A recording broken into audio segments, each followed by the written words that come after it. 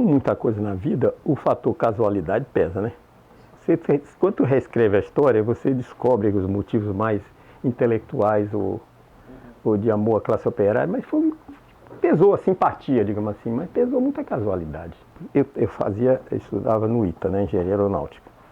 Aí resolvi ir fazer economia e filosofia. E trancar a matrícula do ITA e fazer filosofia, economia e filosofia. Não fui mandado embora do ITA, não, era bom aluno. Aí fiz vestibular na Nacional de Filosofia, que era ali, não sei se vocês conhecem bem o Rio, ali ao lado da Maison de France. Ali onde é hoje a Consulado de Itália, ali na Antônio Carlos. E era uma delícia, né? Aquele torvelinho, né?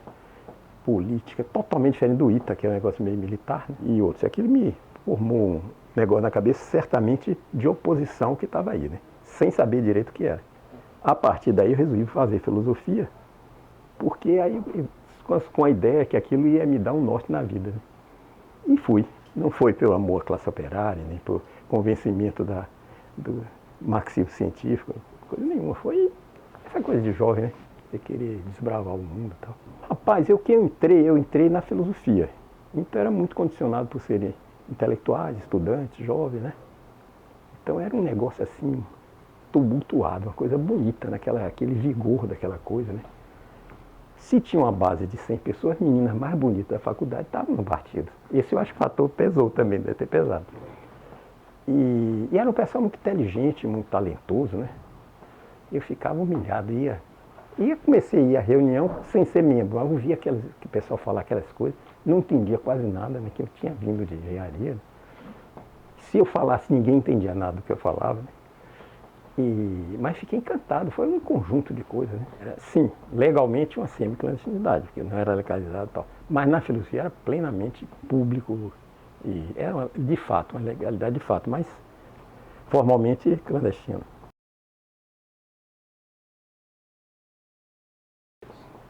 Isso aí é uma história importantíssima e nós cometemos aí, Marcelo, equívocos que cometemos em outras épocas do partido e realmente, como você disse, havia um crescimento da esquerda, do partido, muito importante. Era um pequeno partido ainda, não era um partido grande, era um pequeno partido, mas crescia muito e com uma política razoavelmente acertada. O que eu acho que esse crescimento que você assinalou existiu. Existia um certo, não era um impasse, mas existia um certo carrefour, né? Uma certa divisão de rumos. O que houve depois de 64 é que o desenvolvimento conservador, concentrador e de não popular tomou rumo e houve. Não tem dúvida, eles deram um rumo à economia brasileira, ao país e tal, e tiveram até apoio popular depois, hein? No início da década de 70 e tal. A nossa perspectiva era outra, era a nossa muito amplo, né? Quer dizer, não é nossa só do partido, o conjunto de força era realizar a chamada reforma de base, que era uma série de conjunto de reforma agrária, reforma política e democrática, vamos dizer assim. E o movimento crescia no campo, crescia na cidade, os sindicatos, mas ainda era, sem dúvida, eu participei muito, ainda era um movimento em início, entende? Quer dizer, eu me lembro das greves gerais. Greve geral de 63 para a posse, para fim do parlamentarismo e volta do presidencialismo, 2 greves em 63. Eram greves que você parava, principalmente que parava a central da Leopoldina e a central e a Leopoldina. Não era uma greve dos trabalhadores na rua, reivindicando, você via a cidade e morria. Né? Então, o movimento sindical, a porcentagem de trabalhadores que ia nas assembleias era pequena, não era grande. Então, existia uma superestimação por parte de todos nós, inclusive do partido, do movimento que existia. E nós, se a gente tivesse saído, naquela época, com a ideia de Juscelino 65, não teria havido golpe. Entende? Quer dizer, nós superestimamos uma saída e conseguimos convencer, no finalzinho, o Jango de pegar ela na mão.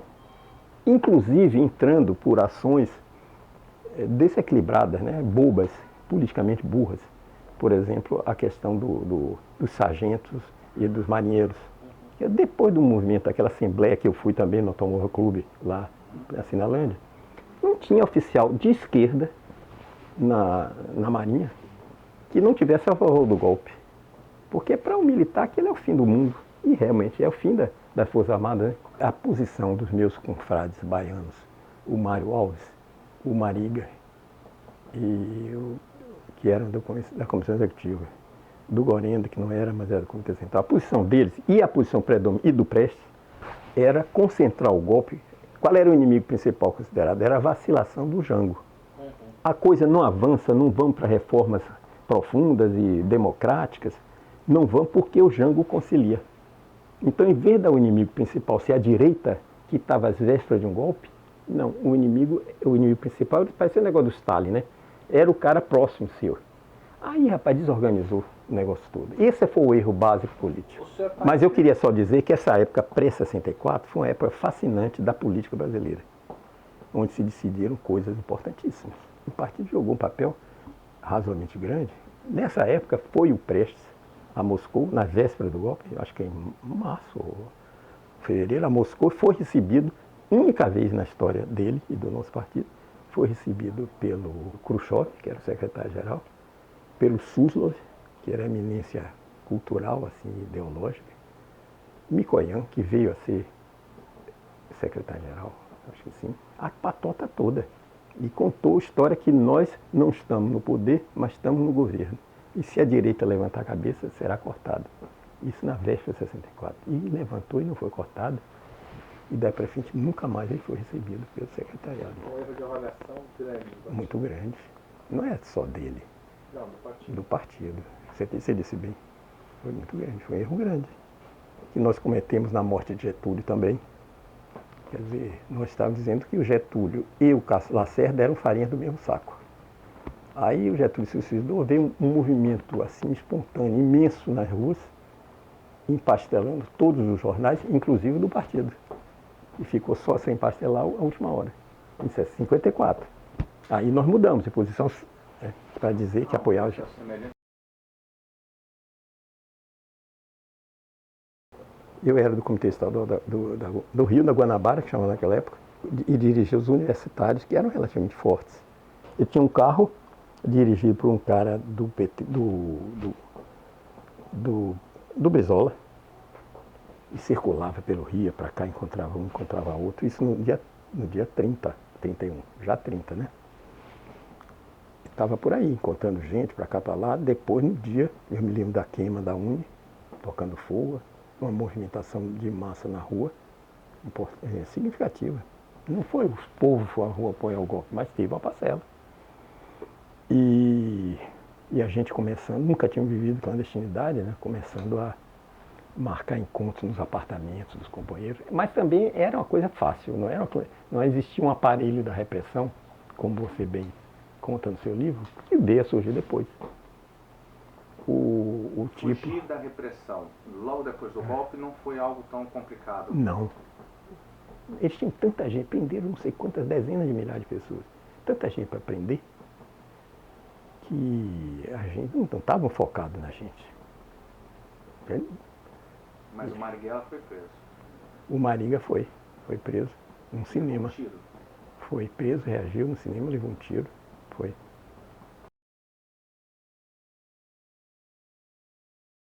Olha, o Marighella era uma pessoa querida. Ele era um cara, diga, muito mais povo popular, assim, amigo, solidário e tal, do que o Mário. O Mário era mais aristocrata, se bem que seja um cara agradável. O Gorender, nível cultural muito bom e tal, mas quando a gente queria que uma determinada tese perdesse no Comitê Central, a gente pedia para o Gorender defender. Quer dizer, ele era um cara assim, parecia que estava dando uma aula para os companheiros, né? Então o pessoal tudo não gostava. Então, o Marighella era querido, era um cara que você sabia que se entrasse numa encrenca com ele nunca ia deixar você ir se mandar. Era um cara legal, muito interessante, engraçado, e muito amigo do Dias também. Mas a divergência era profunda, né? Política entre ele e nós, digamos assim. E o golpe fez com que essa divergência se aprofundasse? Muito, muito. Aí o Jovem Teles era o secretário de política do Rio, né? E o Jovem foi para o PCdoB. Não era ainda, já existia o PCdoB, mas saiu nessa época. O Frutuoso, Helena, no Comitê Estadual. E o Jovem depois se tornou informante da direita, tá? Foi terrível, né? Horrível. E então, desse ninguém teve saudade, mas do Mariga teve. O Mariga foi uma perda grande e tal. E ele dizia, eu não quero viver outra clandestinidade, prefiro morrer. Isso trouxe o pessoal dele influiu. Também acreditava que o caminho que tinha lutado não ia dar certo, tinha que ser. Olha, algumas pessoas no Comitê Central, algumas, entre eles eu, o Dias, éramos muito amigos do Mariga. Mas a divergência nossa era muito maior com ele do que a divergência daqueles que não eram amigos do Mariga, vamos dizer assim, ninguém tinha obrigação de ser, e que ficavam meio na dúvida. Mas a nossa posição era muito clara, muito firme e convicta, que ele vai estar fazendo, quer dizer, com o melhor das intenções, é um revolucionário, tem que haver solidariedade a ele, mas a ação dele está facilitando a direita, está futucando o diabo com vara curta, quer dizer, ele está, à medida que ele faça isso, o que é que acontece? Aqueles setores intermediários das Forças Armadas, que não eram a direita, tendem a se aliar com a direita, tendem a ser liderados pela direita. E no povo também, o povo não entendia a coisa de assalto a banco, essas coisas, não apoiava e não entendia, entendeu?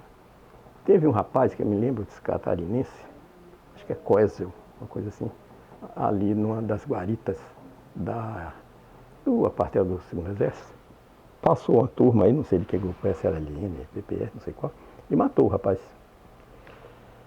Uma estupidez, né? Quer dizer, se você pode matar, não pode matar 100 para tomar um quartel. Mas passar e atirar no jovem, o que você vai levar aqui? Ninguém apoia, o povo não apoiava, o povo na rua não apoiava. Era exemplo de quê? Então a nossa posição era muito clara, firme, contra a posição do Mariga, sem dúvida, sem vacilação. A do Prestes, com toda a glória, Deus o tenha a sua glória, é um cara de valor, muito correto, tal, morreu pobre, podia ter ficado rico. A posição do Prestes era um pouco em cima do muro. Tanto que a primeira reunião da Comissão Política, da Comissão Executiva, do Birô Político, quem venceu a reunião foi o Marighella, não foi o resto da direção.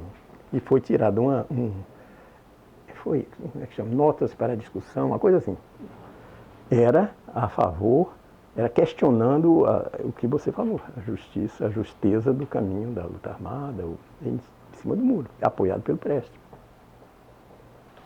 Aí um conjunto, né? Não é uma só pessoa, mas digamos, a pessoa mais destacada foi o Giocondo Dias, com certeza. Ele era muito jeitoso, né? Ele tinha uma posição muito firme em relação à luta armada e ele entendia muito da psicologia do militante médio do partido e do membro médio do Comitê Central. Então ele sabia falar a cabeça e o coração da turma e ganhou. Ganhou não só ele, como tem uma ideia de que dentro dos quartéis o partido estava muito enfraquecido também, portanto não contaria, vamos dizer assim, com a possibilidade de apoio dentro das Forças Armadas para uma saída como essa, como pôde contar, por exemplo, em 1935, como poderia ter contado talvez no começo dos anos 50, ou seja, quando ainda existia uma corrente nacional, popular, forte dentro do Exército? Amigo, em 1935, quer dizer, o movimento dos tenentes na década de 20, a coluna Prestes foi danada, maior do que a marcha do Mao Tse-tung. Mas é equivocada, né? Que não passou pelo interior todo do Brasil, não mobilizou ninguém. Bom, não mobilizaria maneira de dizer, mas não houve um movimento do pessoal do campo em apoio à coluna. Não houve. Houve uma coisinha aqui, outra ali, mas principalmente um movimento para perseguir e matar o povo, né? Foi um feito fantástico e tal. Eram jovens os tenentes e quiseram ser contra toda a glória, todo o mérito.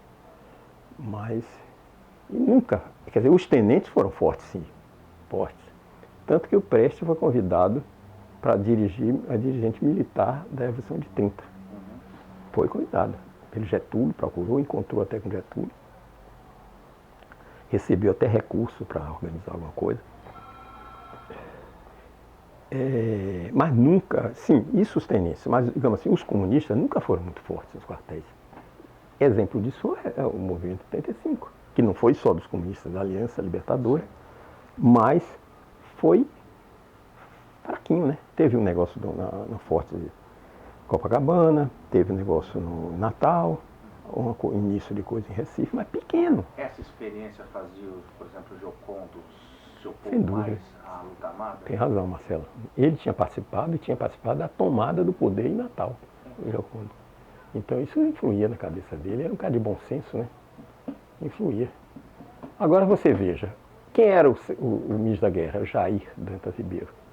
Ele aderiu ao golpe, informou Getúlio que se ao Jango, que se não fosse contra a CGT, fechasse a CGT, tomasse uma série de medidas, ele estava fora e foi. Ele disse, olha, eu estou fora. O ministro. O Assis Brasil era o chefe da Casa Civil. Ele tem uns 2 livros aí, 2 publicações desse ano. Me esqueço o nome dos autores, mas é conhecido, muito bom. Muito conhecido, são os mais conhecidos, recentes. Getúlio tem 3 livros, Getúlio 4 ou 3. Então ele explica isso bem. O Assis Brasil era o chefe da Casa Militar, diz esse autor que era um fanfarrão. Então ele dizia que tinha coisa, o esquema militar do Jango. Esquema em termos, né? Esses esquemas, eles estão muito subordinados ao clima geral, às alianças políticas no país. O Almir, começar pelo Almir. O Almir era um cara muito discreto, íntimo amigo do Dias, e liderado pelo Dias, papai. E era o responsável do trabalho chamado Trabalho 1000, trabalho militar. Agora, Marcelo tinha muito pouco, era pouca coisa, meu amigo, pouca. Depois de 64, pouquinho, tinha, mas era pouquinho que sobrou. Antes de 64 ainda era pouco. Aí você me permite eu dizer, por exemplo, o Teixeira, Brigadeiro Teixeira, era do partido, era o comandante da primeira zona aérea no Rio. E o Prestes ligou para ele às vezes, bombardeia esses negócios, tá? Esse meu amigo, os aviadores, meus pilotos todos já aderiram ao golpe. Entende? Quer dizer, o clima, e eram pilotos democratas, entendeu? Quer dizer, o clima existente no país, de isolamento da esquerda, às vésperas de 64, esse clima penetra, as Forças Armadas não estão fora do quadro político do país. Então, então 64, antes de 64 era fraquinho, depois mais ainda, e o Perereca, o Almir, era o responsável desse trabalho militar. Correlato a isso, mas separado por questão de segurança, tinha a Polícia Militar de São Paulo, que tinha alguma coisa. Quer dizer, relativamente teria mais do que no Exército. E isso daí. Não tinha nem contato o Almir com o Renato. Com o Renato? Não, se conhecia, mas não conhecia, não discutiam as coisas. Era do Comitê Central, mas não se era. O Renato era suplente do Comitê Central. O Renato, né? Se fosse. Não tenho absoluta certeza, acho que era. Mas não tenho certeza, não me lembro direito. Agora, sim, e o trabalho paramilitar, chegamos, que o Malina, aquilo era muito, digamos assim, para inglês ver, digamos assim, para dizer que tinha um pouco. O Malina é um homem sério, direito sério, e entendia do assunto. Inclusive perdeu quase a mão toda direita no 6º Congresso, que botou umas armadilhas lá para pendurar e tal, e uma bombinha não estourou. Aí ele estava atrás da árvore, cutucando a bombinha com um galho pequeno. A bombinha resolveu estourar e levou boa parte da mão dele. Esse trabalho, por exemplo, eu sei de alguns companheiros que eram professores até de Química na UFRJ ou Física, que eles contribuíram para orientar, fazer alguns explosivos, não sei o quê, entendeu? Essa coisa era feita com seriedade, com cuidado. Todo mundo sabia que era o Malina, né? Inclusive na filosofia, porque ele estudava na filosofia também, o Malina. Malina. Ele foi entrar lá para conhecer, é uma iniciativa muito boa dele. Então, amigos, eram separados, essa é a sua pergunta. Esse trabalho foi uma forma de tentar acalmar o público interno do partido, a militância do partido, para dizer que o partido também, de alguma forma, estava se preocupando com a luta armada, para evitar que todo mundo saísse de repente, fosse para a IN ou para a dissidência da Guanabara? Né? Marcelo, olha, essa coisa foi anterior à dissidência, essa organização desse trabalho paramilitar chamado, bem anterior, quer dizer, mas também posterior à saída do PCdoB, do pessoal. Então, eventualmente, era uma coisa tão, assim, primitiva, que podia ter. Eu acho que na cabeça de alguns amigos, não, nós estamos fazendo alguma coisa, eu acho que isso é disso. Eu acho que não era uma coisa consciente nem premeditada do Comitê Central de fazer isso para evitar que alguns saiam. Mas eu acho que essa ideia é um pouco da ideia que estamos fazendo alguma coisa para a luta armada, não sei o quê, tal, eu acho que deve ter existido, sim. Basicamente, curso de tiro, De tiro, preparação de explosivos. Explosivo. Algumas idas de gente ao exterior Para treinamento militar, tiro, essa coisa.